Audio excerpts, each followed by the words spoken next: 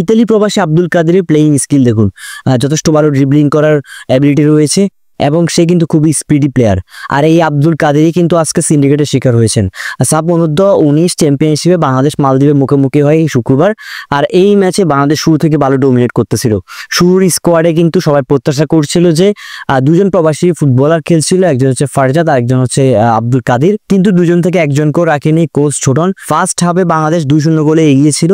Second হাফে বিপত্তিটা ঘটে, second হাফেই Bangladesh 2টি গোল খেয়ে ফেলে। প্রথম থেকেই বাংলাদেশ কিন্তু উইংয়ে তেমন ভালো সুবিধা করতে পারতেছিল না, রিপ্লেসমেন্ট প্রয়োজন ছিল। সেই জায়গায় আব্দুল কাদেরকে উঠানো হয়, কিন্তু উঠানোর কিছুক্ষণ পরে কিন্তু তাকে আবার ব্যাক করানো হয়, অর্থাৎ মাঠ থেকে তাকে উঠে ফেলা হয়েছে। এরকম সাব কখনো কি আপনি দেখেছেন? আপনার মনে হয় যে হাফ টাইমের পর তাকে কিছুক্ষণ খেলানো আবার উঠে ফেললাম, এরকমটা আমরা খুব কমই দেখেছি। ছোটন এমনভাবে তাকে নামিয়েছেন এবং এমনভাবে উঠিয়েছেন, মনে হয়েছিল কি জানেন, যেন সে নিজের টাকা দিয়ে বিমান ভাড়া দিয়েছেন এবং নিজের টাকা দিয়ে এন্ট্রি ফি করে টুর্নামেন্টে দল দিয়েছেন, এরকমটাই লাগছিল আমার কাছে। আর আব্দুল কাদের যতক্ষণ মাঠে ছিল তেমন একটা পাস তাকে শেয়ার করা হয়নি, কিন্তু আব্দুল কাদের থেকে যারা খারাপ পারফরমেন্স করতেছিল তাদেরকেও কিন্তু মাঠে রাখা হয়েছিল।